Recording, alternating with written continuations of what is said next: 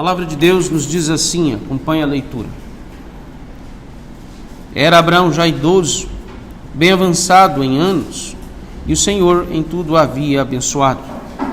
Disse Abraão ao seu mais antigo servo da casa, que governava tudo o que possuía: põe a mão por baixo da minha coxa, para que eu te faça jurar pelo Senhor, Deus do céu e da terra, que não tomarás esposa para meu filho das filhas dos cananeus, entre os quais habito, mas irás à minha parentela, e daí tomarás esposa para Isaque, meu filho. Disse-lhe o servo: talvez não queira a mulher seguir-me para esta terra. Neste caso, levarei teu filho à terra de onde saíste? Respondeu-lhe Abraão: cautela, não faças voltar para lá, meu filho.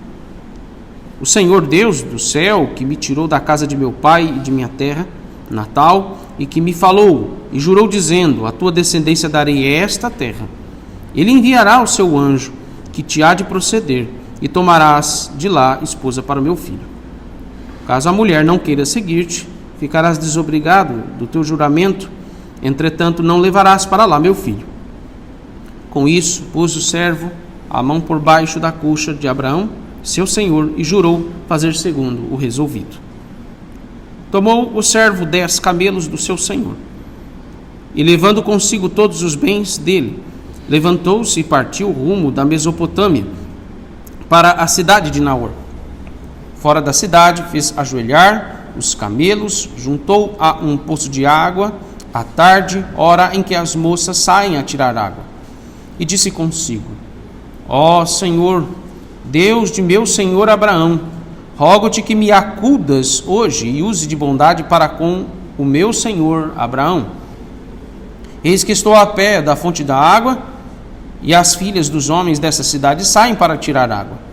Dá-me, pois, que a moça a quem eu disser: inclina o cântaro para que eu beba, e ela me responder: bebe, e darei ainda de beber aos teus camelos, seja a que designaste para o teu servo Isaque. E nisso verei que usastes de bondade para com o meu senhor. Considerava ele ainda, quando saiu Rebeca, filha de Betuel, filho de Milca, mulher de Naor, irmão de Abraão, trazendo um cântaro ao ombro. A moça era muito formosa de aparência, virgem, a quem nenhum homem havia possuído. Ela desceu à fonte, encheu seu cântaro e subiu. Então o servo saiu-lhe ao encontro e disse: dá-me de beber um pouco d'água do teu cântaro. Ela respondeu: bebe, meu senhor. E prontamente, baixando o cântaro para a mão, lhe deu de beber. Acabando ela de dar-lhe a beber, disse: tirarei água também para os teus camelos, até que todos bebam. E apressando-se em despejar o cântaro no bebedouro, correu outra vez ao poço para tirar mais água. Tirou-a e deu-a a todos os camelos. O homem a observava em silêncio, atentamente, para saber se teria o Senhor levado a bom termo a sua jornada ou não. Tendo os camelos acabado de beber, tomou o homem um pendente de ouro de meio siclo de peso e 2 pulseiras para as mãos dela, do peso de 10 siclos de ouro, e lhe perguntou: de quem és, filha? Peço-te que me digas. Haverá em casa de teu pai lugar em que eu fique e a comitiva? Ela respondeu: sou filha de Betuel, filho de Milca, o qual ela deu à luz a Naor. E acrescentou: temos palha e muito pastos, e lugar para passar a noite.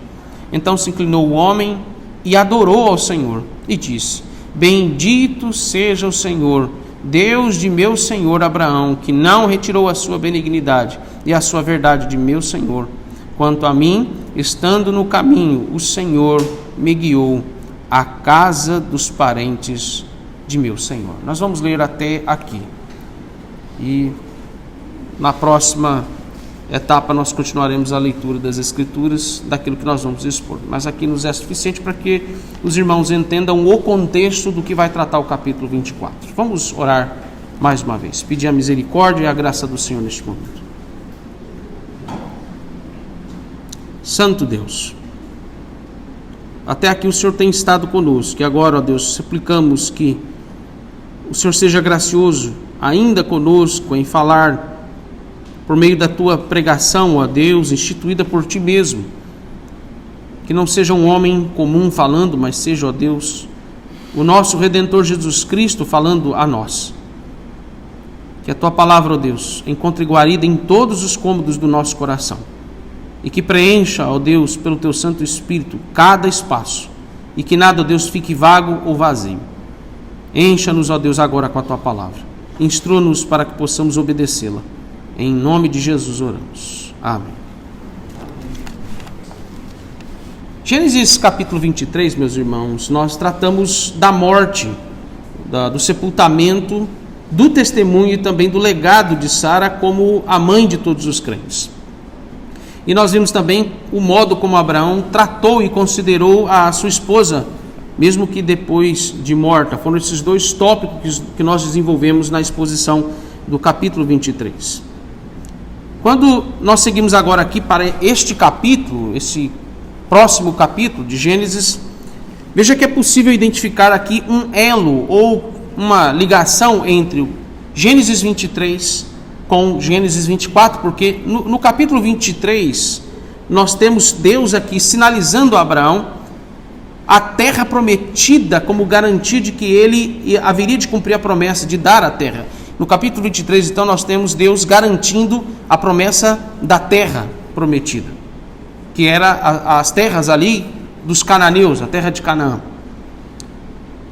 E no capítulo 23, no capítulo 24, nós veremos que Deus ele sinaliza agora a garantia de uma outra promessa que Deus havia feito. E isso envolve agora Isaac, que é a promessa de uma descendência. E agora isso será sinalizado como uma garantia através da providência de Deus em dar a Isaac a esposa que seria prometida para ele. Este é o capítulo aqui mais longo do livro de Gênesis. Se você percebeu, e até eu não li todo ele, mas se você observar o capítulo 24, ele possui 67 versículos. E sendo este o capítulo mais longo do livro de Gênesis, nós temos aqui também um assunto que nos é muito rico e que está proposto aqui para nos conduzir, ver duas questões que nos são bem práticas. Elas não são meramente teóricas ou abstratas. A gente precisa, se me permite um adendo, lembrar que as doutrinas das Escrituras, seja qual forem elas, se você fala dos decretos de Deus, se você fala da doutrina da providência de Deus, se você fala da doutrina da união mística de Cristo com a igreja, seja qual for a doutrina que estudarmos nas Escrituras, ela tem serventia prática para a nossa vida, em todas as áreas da nossa vida. Então, nós temos duas questões bem práticas aqui. Primeiro, no que diz respeito ao tema central deste capítulo. Qual é o tema central deste capítulo? É falar da providência de Deus na preservação do seu povo. Parece estranho o que eu estou dizendo, porque acabamos de ler um texto que está falando sobre o arranjo de um casamento. Mas o tema do capítulo 24 não é falar em si de o arranjo de um casamento. Se eu fosse pregar só sobre casamento aqui, eu estaria pregando um sermão apenas moralista. E a gente sabe, nós temos aprendido que toda a Escritura nos fala da história da redenção. E o que envolve diretamente a história da redenção no capítulo 24 é a providência de Deus em fazer com que ele preserve o seu povo, ele poupe a vida do seu povo. Arranjando, aí sim também entra nesse aspecto do casamento. A providência de Deus, através do arranjo do casamento que Isaac precisava ter uma esposa, em providenciar uma esposa para ele. Nisso Deus está manifestando a sua providência em preservar a descendência de Abraão. Isso tem um aspecto histórico, obviamente, porque diz respeito aos descendentes de sangue de Abraão, claro, que é o povo de Israel, mas ainda expandindo e trazendo isso de uma forma mais clara para nós, nós temos a preservação da descendência do povo de Deus no seu aspecto espiritual também. Segundo ponto que nos é importante, que nós precisamos tratar, e aí eu até já mencionei me adiantando aqui, é os meios e o processo em que Deus providenciou a continuidade da promessa de preservar, de conceder em primeiro lugar a Abraão uma descendência, como também de preservar essa descendência, de preservar este povo. Deixe-me fazer aqui uma afirmação inicial, mas veja que ela é fundamental no entendimento de tudo que nós vamos tratar no capítulo 24. Essa passagem aqui, meus irmãos, ela nos ensina sobre como a providência de Deus age através de um casamento. Esse é um aspecto fundamental. É um dos detalhes mais ricos das Escrituras, como eu falo detalhe, porque a Bíblia é muito rica e vasta em nos mostrar N maneiras como Ele preservou o seu povo. E quando a gente pensa na providência de Deus, a gente às vezes só pensa a providência de Deus apenas em situações de livramentos, de milagres. Mas veja, numa situação em que envolvia arranjar uma esposa para um filho, um pai está preocupado, não apenas que o filho tenha uma esposa para que ele amadureça, mas ele está preocupado com a promessa que Deus havia feito, e ele deseja que essa promessa se cumpra. E que Isaac, se ele não se casasse, obviamente, não haveria descendência. Percebe a relação da providência de Deus através do casamento nesse contexto aqui. E isto nos leva à seguinte pergunta: qual é o propósito de Deus para o casamento? Qual é o propósito de Deus em estabelecer a união entre o homem e a sua mulher? Essa aqui, meus irmãos, é uma das questões que nós precisamos responder para compreender a importância de como Deus, na sua providência, Ele então concede a Isaac exatamente a esposa certa para ele.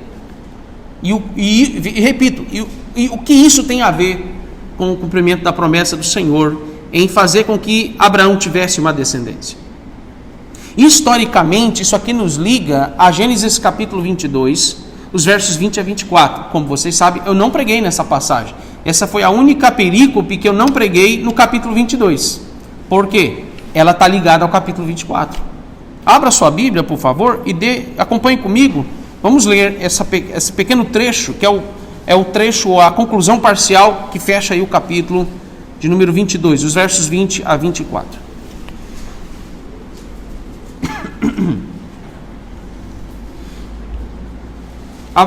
Essa passagem nos diz assim, acompanha a leitura. Passadas essas coisas, foi dado a notícia a Abraão. Veja, Abraão ficou sabendo, ficou ciente disso. E isso tem ligação com o que ele falou com o seu servo Eliezer, o que ele pede ao seu servo Eliezer. Nestes termos: Milca também tem dado à luz filhos a Naor, teu irmão. Uz, o primogênito, Buz, seu irmão, Quemuel, pai de Arã, Quezed, Azo, Pildas, Gidlaf e Betuel. Betuel gerou a Rebeca. Estes 8 deu à luz Milca a Naor, irmão de Abraão. Sua concubina, cujo nome era Reumá, lhe deu também à luz filhos: Teba, Gaã, Taás e Maaca. Há um detalhe nesse texto quando ele diz Betuel gerou ele não diz que nasceu um homem, ele diz que nasceu uma mulher. Você deve saber, lembre-se quando a gente viu isso em Gênesis 4 e 5, como também em Gênesis capítulo 9 e 10, e um pedaço do capítulo 11 lá no final, quando nós temos nós temos as genealogias. As genealogias, você percebe que existe um padrão. Qual é o padrão? Um homem gera o outro, não é um homem gera uma mulher. Mulher não está contada nas genealogias. Isso não é machismo, não é porque eles tratavam as mulheres como sendo inferiores. Não.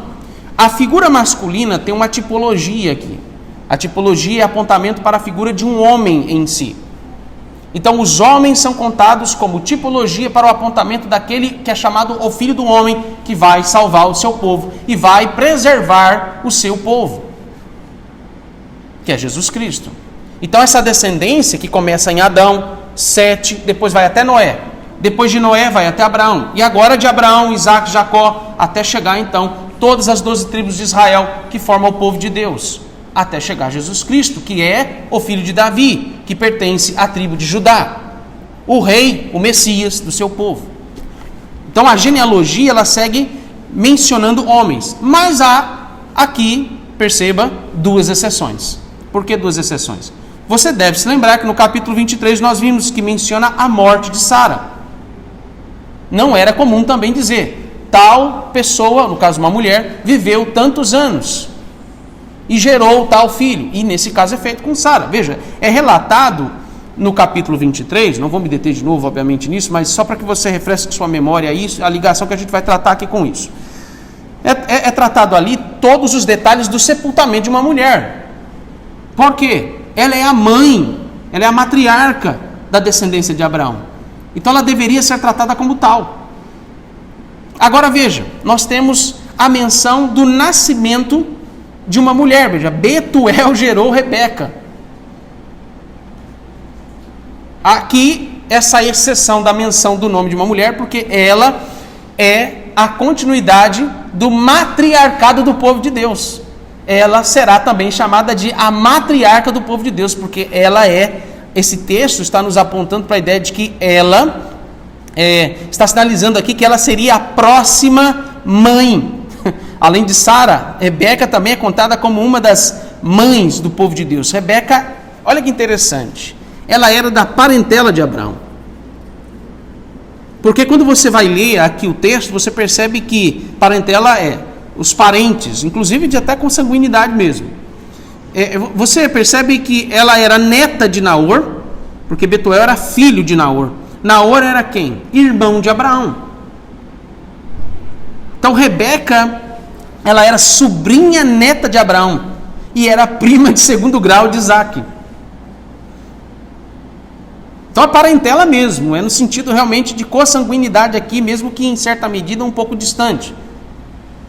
E Gênesis 22, nesses versos aqui, 20 a 24, ele está reforçando a mensagem de que Deus era providente em dirigir, sustentar os seus planos nos mínimos detalhes, com a devida precisão e perfeição, em como seria providenciado a descendência de Abraão, sinalizando que Rebeca seria parte desse plano na história. Um detalhe apenas, de uma genealogia bem curta do irmão de Abraão, está nos mostrando que esse detalhe está dizendo, Deus providenciou e providenciará nos mínimos detalhes todas as coisas para preservar o seu povo, e esse povo não se perca. Disto aqui, nós então precisamos considerar alguns pontos importantes que vão percorrer aqui todo o capítulo 24. Obviamente eu não vou pregar todo o capítulo 24, eu vou me deter provavelmente só até o verso 1 e talvez o verso 2. Mas o primeiro ponto é, os versos iniciais aí, ele nos remetem à condição em que Abraão se encontrava, e isso é importante para entendermos essa questão que envolve Deus providenciando uma esposa para Isaac. Então ele estava muito idoso, e o que nos indica aqui a ideia de que ele não tinha mais o vigor, porque até nós sabemos, há pessoas idosas que mesmo sendo muito idosa ou muito idoso, são pessoas que ainda podem experimentar um certo vigor físico, pode andar, pode se locomover, pode fazer algumas atividades. A gente sabe que a nossa irmã Maria do Céu, nossa irmã Maria Heller, se não me falha a memória, 92 anos de idade, lúcida, não parece que tem 92 anos de idade. Tem algumas comorbidades, tem algumas enfermidades, naturalmente, por causa da idade. Todos nós vamos passar por isso. Mas anda, se locomove. No caso de Abraão, quando ele disse que era muito idoso, aqui está mostrando que nem mesmo ele tinha condições. Ele estava tão debilitado que não havia mais condições de tomar as devidas providências para resolver os problemas mínimos da sua casa. Quem o substituía como o regente governante da sua casa era o seu servo Eliezer. Isaac ainda não podia assumir este papel. Ele não tinha nem esposa. Como é que ele ia assumir o lugar do seu pai?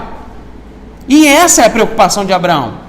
Veja, a preocupação dele não é a idade dele, não é quando que ele iria morrer, não é se ele iria sofrer no processo da sua morte, mas a preocupação de Abraão está no fato de que Isaac ainda não tem uma esposa. Essa é a importância que diz respeito aqui ao verso 1. E o ponto que também se destaca, um outro aspecto que se destaca aqui no verso 1, é o fato de que o texto vai nos dizer que Abraão, apesar de muito idoso, muito debilitado, o texto nos diz que Deus abençoou Abraão em tudo. Não lhe faltava nada, era um homem realmente próspero em todos os aspectos. a respeitabilidade entre os seus vizinhos cananeus. Ele era tratado como um rei, e de fato ele era de uma nobreza, ele pertencia a um sangue nobre. Seu pai Tera, ou Terá, dependendo do nome que se pronuncia, era de fato um homem nobre. Quando eles vieram do Oriente, vieram de Ur dos caldeus. Era um homem muito rico, financeiramente falando, era muito rico.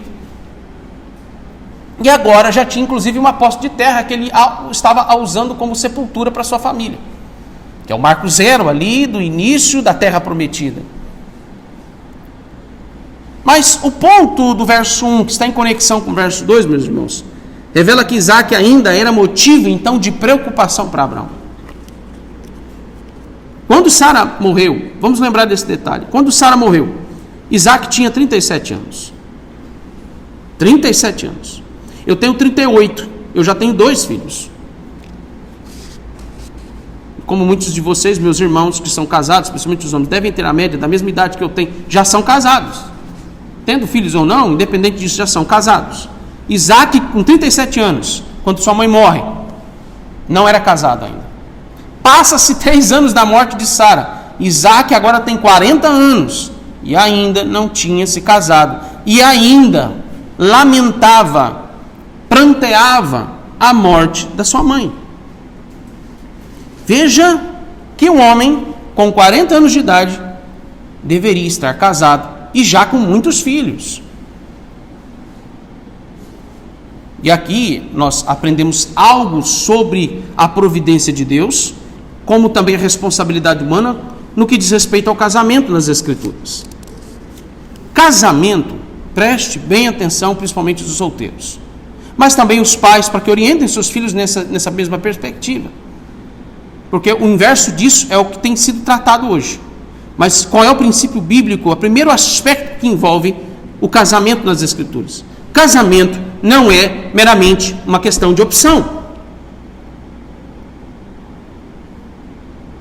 porque é exatamente isso que vocês estão aprendendo ao longo da vida de vocês. Casamento é uma ordenança que está estabelecida desde os tempos da criação. E é o que nós chamamos de mandato social. Mandato social é exatamente o matrimônio. Mandato social não é fazer caridade. Mandato social é o casamento em si, é o início do processo do cumprimento do mandato social. Até porque a sociedade, obrigatoriamente, ela tem como base o casamento. Ela tem como a premissa de toda a sua estrutura e formação o casamento, o matrimônio, a união do homem com a sua mulher. A sociedade, inclusive, não pode existir sem um matrimônio, sem a constituição de uma família, ou de famílias. Famílias no padrão que Deus estabeleceu nesta ordenança, nesse mandato social. Isto aqui, então, nos leva a entender que o casamento é uma necessidade a ser suprida nesse mandato, nessa ordenança. Especialmente, meus irmãos, entre os crentes. Se é uma ordenança natural entre todos os seres humanos, mais ainda, entenda que para nós, cristãos, por que cristãos? Porque mais ainda a nós. Porque esta ordenança, ela diz respeito a quem você pertence. Você pertence à descendência de Abraão. E Deus prometeu a Abraão que o seu povo, a descendência dele, seria uma descendência numerosa, seria uma descendência que povoaria todos os lugares da terra.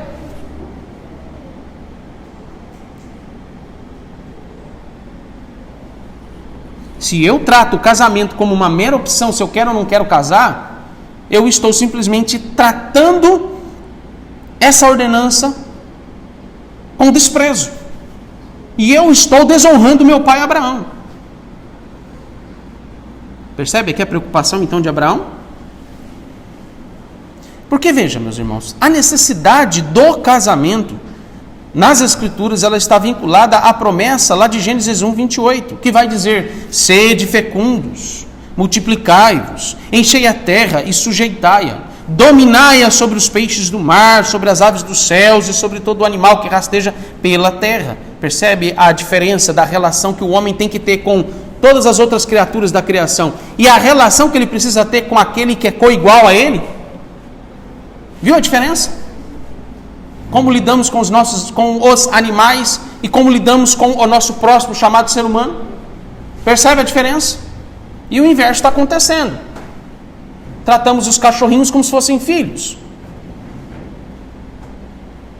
Há uma exacerbada veneração a animais, proteger animais, e a dignidade humana está indo para o lixo, para o buraco.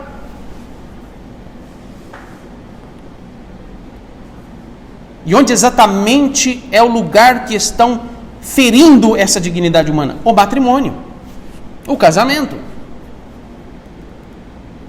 Eu diria talvez que a primeira grande preocupação do crente tem que ser a adoração ao Senhor. A segunda grande preocupação do crente tem que ser o matrimônio, a perpetuação do povo de Deus. Não é assim que as genealogias estão sendo contadas em Gênesis 5? Eles tinham tendas, tinham uma vida modesta, eles adoravam ao Senhor e tinham filhos. Essa declaração aqui do mandato social, que é mais ainda detalhada em Gênesis capítulo 2, quando você vai lá para os versos 18 a 25, eu não vou ler, mas depois você pode ler em casa com mais calma, está nos pressupondo aqui, meus irmãos, que o casamento é mais então que um dever. Porque quando a gente pensa, usa a expressão, casamento é uma ordenança, não é uma opção. Mas nós tendemos a pensar no casamento então, se é uma ordenança, apenas na mera obrigatoriedade de uma lei que está estabelecida. Não é isso. Não é apenas um mero dever. Mas essa ordenança está nos mostrando claramente que ao usufruir dessa ordenança, ao tomar posse dessa ordenança, na verdade está se cumprindo a promessa de uma bênção que é singular, de uma bênção que Deus nos dá. E aí esse é o segundo aspecto que diz respeito à necessidade do casamento. A bênção do Senhor sobre o seu povo. E no caso de Isaac, o casamento se revela essencial para o cumprimento da promessa que Deus havia feito a Abraão de lhe dar uma numerosa descendência através deste que é chamado filho da promessa. Duas aplicações aqui nesse momento são importantes. Primeiro, o casamento não pode ser postergado no meio do povo de Deus. Segundo, a preocupação dos pais quanto ao futuro matrimonial dos seus filhos não pode ser maior do que a sua confiança na providência de Deus. Vou repetir o ponto. A providência de Deus é o tema do capítulo 24 no que diz respeito à descendência de Abraão e que envolve a questão do casamento. Então a providência de Deus é um elemento fundamental, tanto para quem está para se casar, como para os pais que estão preparando seus filhos para isso.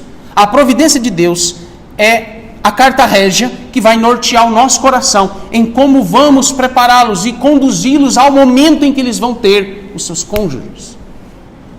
Providência divina no que diz respeito a isso. Porque nós temos um filho com 40 anos de idade, que ainda não casou, está postergando, porque ainda está lamentando a morte da mãe. E nós temos um homem, que é o seu pai, já idoso, preocupado, angustiado. O fraco de Abraão era se angustiar. O ponto fraco dele era a ansiedade. Nós já vimos isso no decorrer de todos os capítulos até chegar aqui. E ele estava preocupado. A minha descendência, cadê?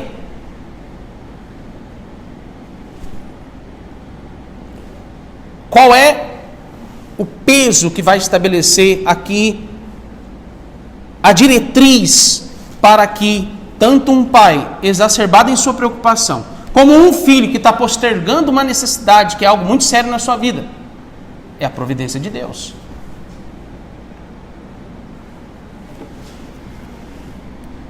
Essas duas aplicações, nós temos dois grandes problemas que nós enfrentamos nos nossos dias. A primeira grande dificuldade é como os jovens e adultos solteiros dos nossos dias, eles postergam com muita facilidade a necessidade bíblica de constituir uma família através do casamento.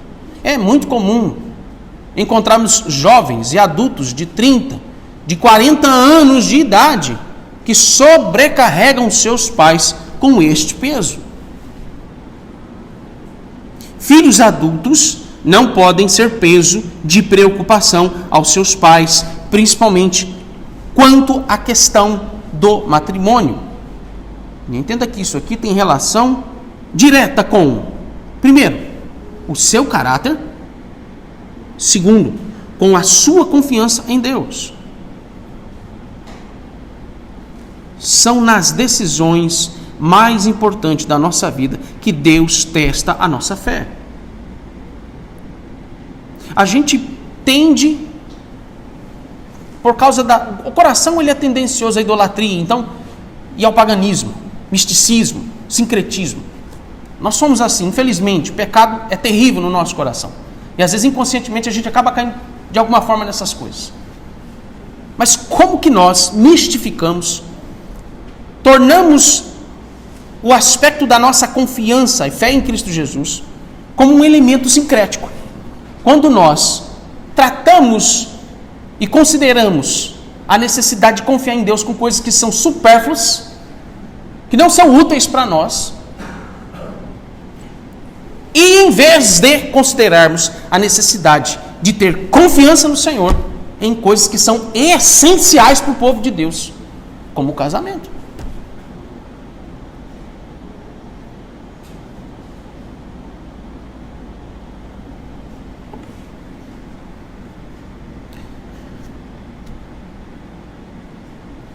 Caráter. O caráter de um homem é revelado, e também de uma mulher, no que diz respeito ao coração dele, se ele tem ou não disposição em relação ao matrimônio. Em segundo lugar, a confiança deles.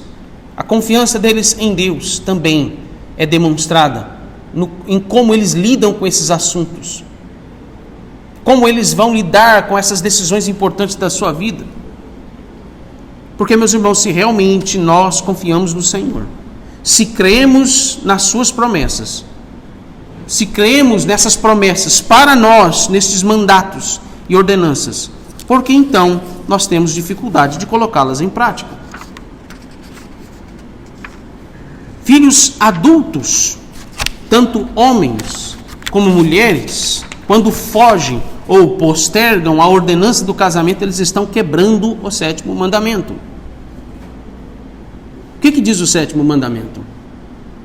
Não adulterarás. Em que sentido? Qual é a implicação que nos é trago no que diz respeito à quebra do 7º mandamento quando alguém está postergando o casamento? A pergunta 139 do nosso Catecismo Maior, eu gostaria de ler. E o que eu quero que você preste atenção: quais são os pecados proibidos no 7º mandamento? Os pecados proibidos no 7º mandamento, além da negligência de deveres exigidos, são o adultério, a fornicação, o rapto, o incesto, a sodomia e todas as concupiscências desnaturais, todas as imaginações, os pensamentos, os propósitos e os afetos impuros, todas as comunicações corruptas ou torpes, ou o ouvir as mesmas, os olhares lascivos, o comportamento impudente ou leviano, o vestuário imodesto, a proibição de casamentos lícitos, a permissão de casamentos ilícitos, porque tem pais que são, me permitam adentro, tem pais que são tão apressados que a pressa os faz permitir que os seus filhos escolhem a pessoa errada para se casarem. E aí é casamento em julgo desigual, e é casamento ilícito. Ele continua dizendo: permitir, tolerar ou ter bordéis e a frequentação deles, os votos embaraçosos de celibato. Aí vem o ponto: a demora indevida do casamento, ter mais que uma mulher ou mais que um marido ao mesmo tempo, o divórcio ou abandono injusto, a ociosidade, a glutonaria, a bebedice, a sociedade impura, os cânticos, livros, gravuras, danças, espetáculos lascivos e todas as demais provocações à impureza ou atos de impureza que em nós mesmos, quer também nos outros. A pergunta 139 está deixando muito claro que de todos os pecados proibidos em relação ao sétimo mandamento, não envolve apenas a fornicação, a infidelidade conjugal, os pensamentos impuros, lascivos, a pornografia, as conversas e as piadas maliciosas e de duplos sentidos, ou o jugo desigual. Mas ele está considerando também a demora indevida do casamento. Porque, meus irmãos, cada um desses pontos estão interligados. A demora do casamento vai levar à impureza, à fornicação, vai levar a pensamentos impuros, vai levar a lascívia, vai levar à prática da pornografia, vai levar as conversas e as piadas maliciosas de duplo sentido, vai levar ao jugo desigual em alguma relação ilícita, que não seja o casamento. Isso acontece muito, inclusive entre crentes. Vai levar às relações imorais e, digo mais, até a prática do homossexualismo. Não preciso citar exemplos, não preciso me delongar nesse aspecto, porque vocês têm visto isto. O mundo é a nossa vitrine. Veja o que o apóstolo Paulo nos diz sobre essa questão. Quando nós vamos para 1 Coríntios capítulo 7, eu quero ler apenas o verso 36. Esse é o texto do jovem solteiro, ou da jovem solteira. Leiam todo o capítulo 7, os jovens solteiros que estão se preparando para o casamento, para que você entenda o que é a providência de Deus no que diz respeito ao casamento.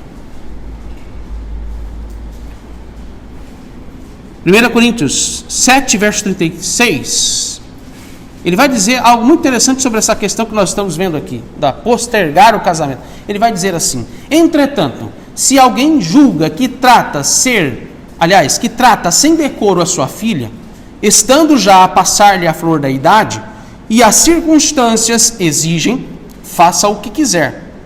Não peca, que se casem. Em outras palavras, ele está dizendo, se alguém acha que não estão tratando a sua filha com respeito, e se ela já é madura, já passou da idade de casar, então que se case logo, e nisto evitem pecar contra Deus. É isso que Paulo está dizendo. Case logo, para que evitem pecar contra Deus e provoque os outros ao pecado também. O que um jovem deve ter em mente sobre a necessidade do casamento? Vou reiterar aqui mais uma vez o que eu disse antes, com o que o Senhor ele diz em relação a Adão, lá em Gênesis 2, verso 18. Não é bom que o homem esteja só. Não é bom que o homem esteja só.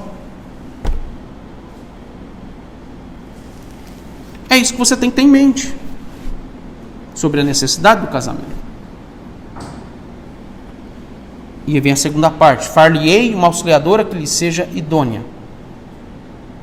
O não é bom que o homem esteja só não quer dizer que o casamento é para a sua felicidade, para a sua satisfação pessoal. Não é para isso. Quem casa pensando assim vai divorciar, inevitavelmente. Vai divorciar. Mas ele está dizendo, far-lhe-ei uma auxiliadora que lhe seja idônea. O casamento envolve um complemento, que a confissão de fé vai dizer que aquilo se chama auxílio mútuo entre o homem e a sua mulher. Auxílio mútuo é uma expressão para falar de comunhão. O casamento, ele personifica o que significa a comunhão dos santos, que é o capítulo 27 da Confissão de Fé de Westminster. O casamento é uma demonstração, como vocês bem sabem disso, mas é bom lembrar, o casamento é simplesmente um modelo, um padrão estabelecido, visualmente falando, sobre como é a relação de Cristo com a sua igreja.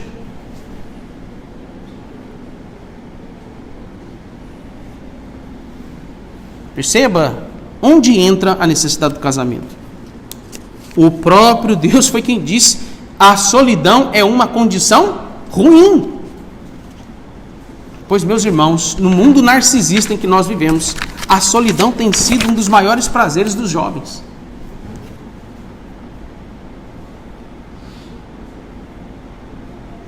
Facebook, WhatsApp e todos os outros tipos de redes sociais, que o diga.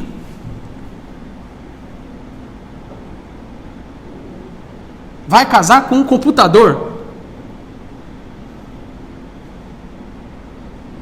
Ele valoriza mais os amigos virtuais Ele se gaba mais de ter 1.500, o limite para o Facebook, se não me falha a memória, acho que é 5.000 amizades. Ele se deslumbra mais, ele sente mais deleite em quantidade de curtidas, de joinha que ele leva no Facebook, do que nas relações afetivas pessoais, interpessoais. No Japão, os jovens, nem mesmo eles querem ficar ou ter relações íntimas fisicamente. E drasticamente a taxa de natalidade está diminuindo no Japão e o governo está desesperado porque os japoneses estão acabando. E a taxa de mortalidade está aumentando. O número de idosos aumentou drasticamente no Japão. E enquanto isso, no Brasil, a média de filhos e de casamentos não passa de 0,5 por 5 entre os que se casam de fato, os que constituem família. E eu não estou considerando, meus irmãos, nem os aspectos legais ou também os aspectos bíblicos sobre como tem que ser o casamento, que é um assunto que a gente vai tratar mais para frente aqui nesse capítulo. Eu estou considerando quando simplesmente eles resolvem morar junto, que é tratado já como uma união reconhecida no nosso país pelas nossas leis. 0,5 por 5. E a taxa de natalidade está 1,5 filhos por casal. 1,5 filhos por casal. Para arredondar é 1, né? E alguns são 2. Enquanto os muçulmanos, os islâmicos, eles têm a média de 5, 6, 7, 8, 9, 10.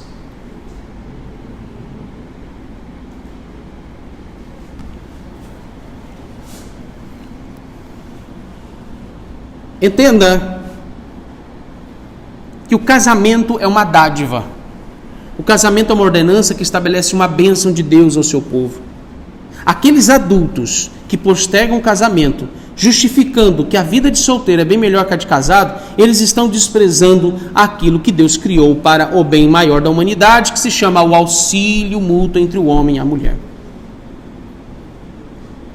Um detalhe importante que a gente precisa considerar aqui é que Isaac, um homem de 40 anos, ainda chorava a morte da sua mãe.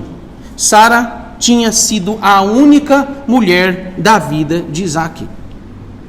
Isso aqui é um grave problema no que diz respeito a amadurecimento dos filhos, porque isso tem acontecido com muita frequência nos nossos dias. Este é um dos problemas que enfrentamos nas nossas famílias. Filhos que não amadureceram porque estão na barra da saia da mãe e na barra da calça do seu pai. Filhos que não amadureceram, não cresceram, não tiveram caráter forjado quanto à sua responsabilidade e dever de constituir família. Você quer saber se um cabra é macho e é homem de verdade? É se ele diz assim: eu vou sair de casa e eu vou me casar e eu vou ter uma família. E esse é um homem de verdade. Esses caboclos que ficam gritando no meio da rua aí, se juntando com um monte de gente, fazendo manifestação, protesto, quebrando a loja dos outros, não.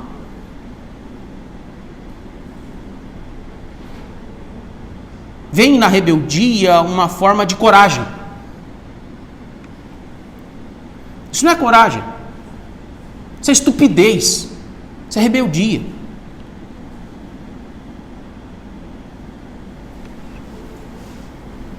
Pior são aqueles que, não querendo se casar, e vai passando a idade, eles flertam, eles namoram moças ao longo da sua solteirice, mas não querem se casar, e aí eles namoram 3, 4, 5, até 10 anos, como eu já soube de casos, eu já testemunhei casos de namoro que chegaram a 10 anos, mas continuam sem dar o passo fundamental da sua vida, que é o casamento. Paulo chama isto de viver abrasado, e isso é fornicação. O que popularmente os nossos avós e pais eles chamavam de beliscar o capeta com a unha.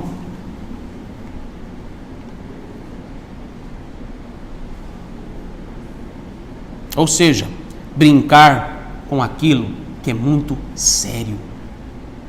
O casamento não é um sacramento. O casamento não é meio para se obter salvação. Mas o casamento é um meio pelo qual Deus, ele usa esta bênção, esta dádiva de um auxílio mútuo para a santificação do seu povo e também um meio pelo qual ele manifesta a sua graça em dar a este povo uma descendência. Então a gente não pode também negligenciar um outro aspecto fundamental da providência de Deus no uso do casamento, que é ter filhos mesmo. O casamento também tem como objetivo ter filhos. É parte do casamento isso, a gerar vida. Não geramos vida, a terra está seca. Haverá só morte.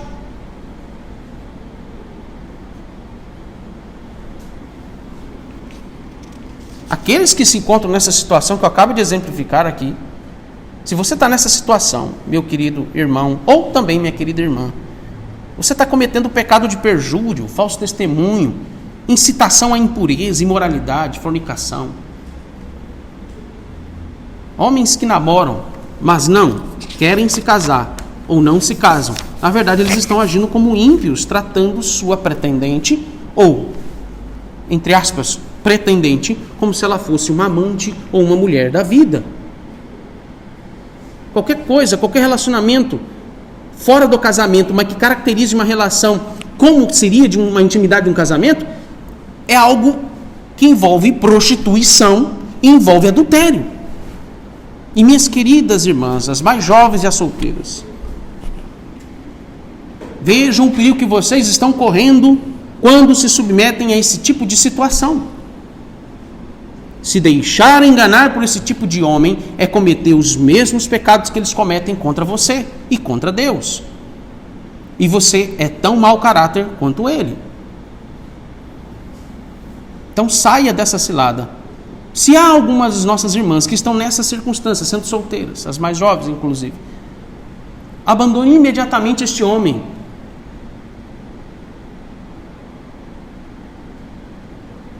Largue deste homem.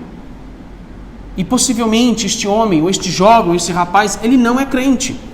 Porque geralmente há um engano quando alguém, sendo membro da igreja, caracteriza uma relação lícita, que não vai se considerar impura.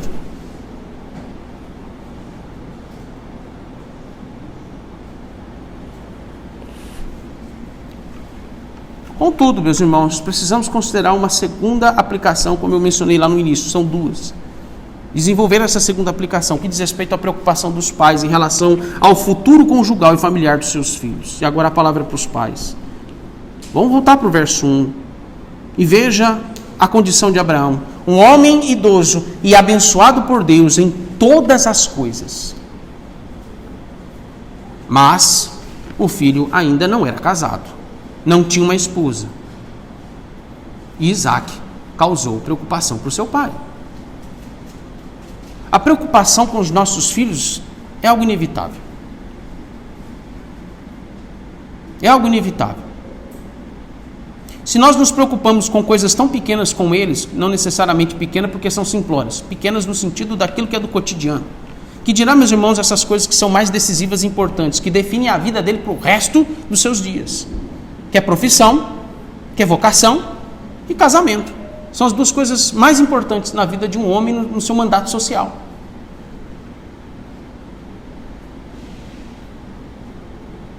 Eu tenho certeza que você, pai e mãe, vocês desejam o melhor para os seus filhos.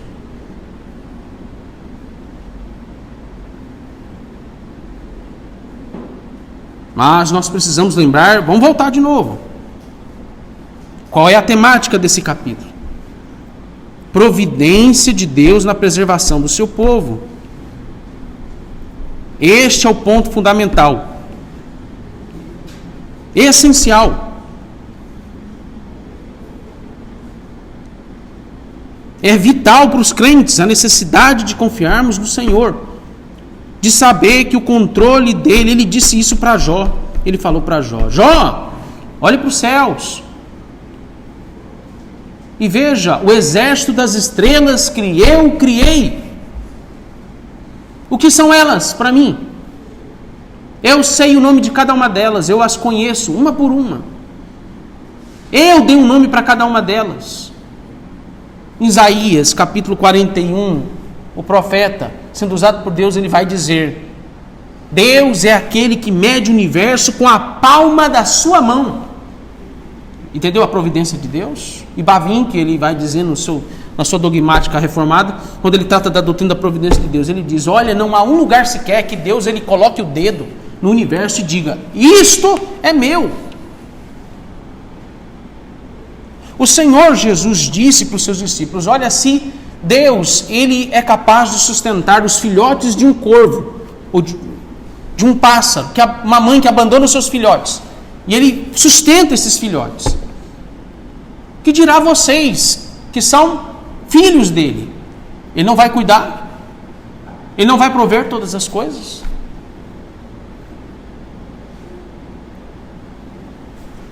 Se Deus, ele na sua providência, tem sido bom em providenciar, dentro da estrutura social em que nós vivemos, até mesmo bons casamentos entre os incrédulos, por que não? Ele não cuidaria do seu povo em providenciar casamento no Senhor, um casamento abençoado para os nossos filhos. Por que não?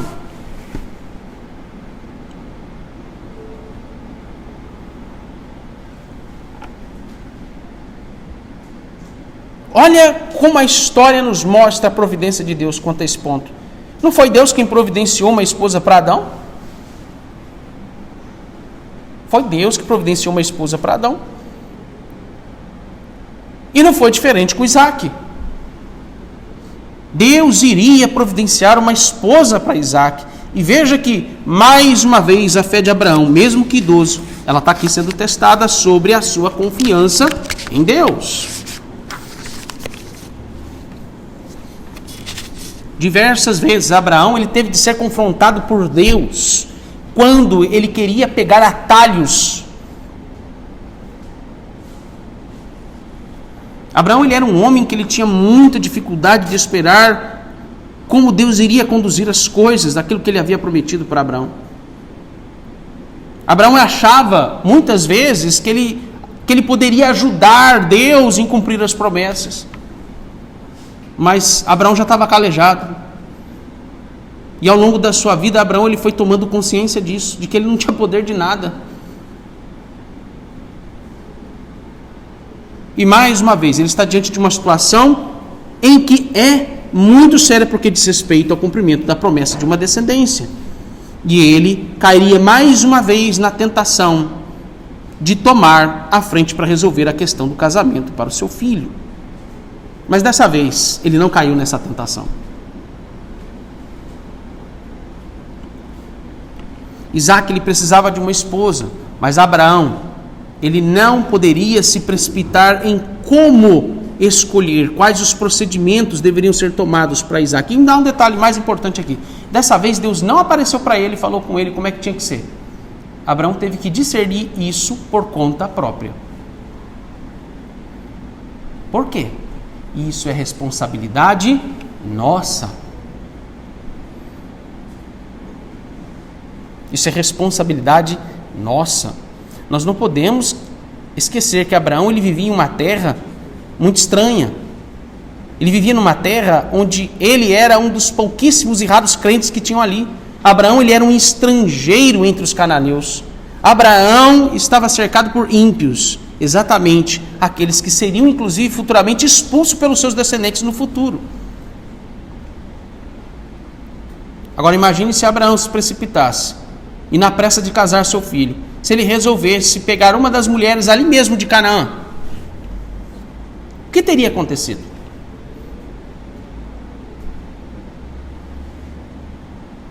Veja o perigo de pais que são alimentados em seu coração pela ansiedade e preocupação exacerbada em relação ao casamento dos seus filhos. Pais precipitados e ansiosos acabam por conduzir e induzir os seus filhos a escolhas apressadas, imprudentes e antibíblicas. A pressa em querer a qualquer custo casar os filhos é tentar o Senhor, teu Deus. A Bíblia nos ensina, meus irmãos, que o casamento dos nossos filhos não é arranjado por nós. Aqui está a providência na prática. Mas o casamento dos nossos filhos é providenciado pelo próprio Deus, como fez com Adão, lhe providenciando Eva, e como fez com Isaac, lhe providenciando Rebeca. O modo como você vai lidar com esta questão também revela muito da sua maturidade e da sua fidelidade em relação às promessas de Deus ao seu povo. E não há outra forma de lidar com essas preocupações quanto à necessidade de casar os nossos filhos, a não ser confiando naquilo que Deus prometeu ao seu povo, uma posteridade numerosa e santa. Não é mista, mas santa. É curioso que em Gênesis 22 Abraão descobriu ali o que significava a expressão Deus proverá. E da mesma forma, Abraão deveria pensar e dizer com relação à necessidade de uma esposa para o seu filho: ele disse, se Deus proverá para si um cordeiro para o meu filho, ele agora está ali, entendendo e pensando, Deus proverá uma esposa para meu filho. Pais, não tomem atalhos para resolver a questão da necessidade da ordenança do casamento para os seus filhos. Antes de tomar qualquer medida, a sua confiança deve ser na providência de Deus. Ele vai providenciar a pessoa certa para que ou seu filho ou a sua filha constituem a perpetuação da descendência de Deus. Muitas pessoas tendem a pensar que a providência de Deus só age em situações de perigo, de risco e de sofrimento. Mas, meus irmãos, não há maior perigo e risco que a sociedade pode sofrer do que a extinção dela mesma quando o casamento é deturpado.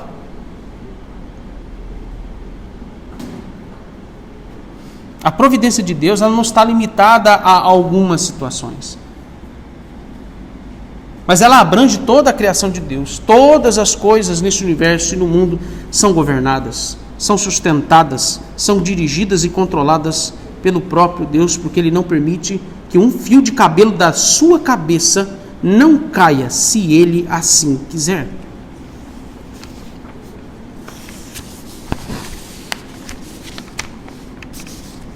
Eu termino fazendo algumas perguntas para você.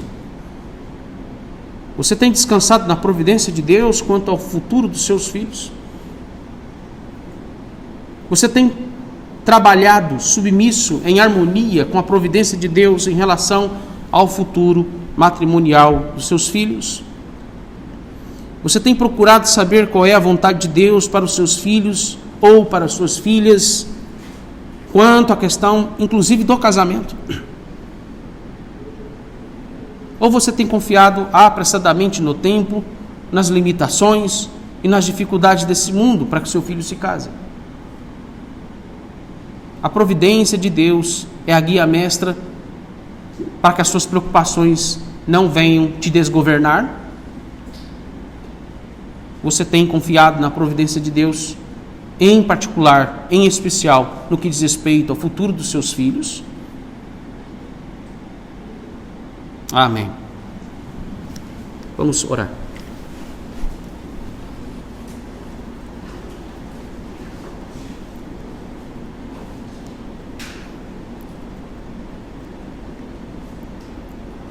Deus, o que nós ouvimos da Tua palavra, seja agora, ó Deus, meditado, seja, ó Deus, meio pelo qual sejamos nutridos durante esse dia, em pensar, meditar, refletir sobre aquilo que o Senhor falou conosco. Que haja disposição no nosso coração à obediência àquilo que o Senhor nos instruiu nesta manhã. E que o Senhor, ó Deus, tenha misericórdia do Teu povo, em não permitir que sejamos apressados, que sejamos, ó Deus, ansiosos, precipitados, imprudentes, quanto, ó Deus, ao matrimônio dos nossos filhos. Como, ó Deus, o modo como a igreja deve cuidar e tratar, ó Deus, da questão do matrimônio no meio do Teu povo.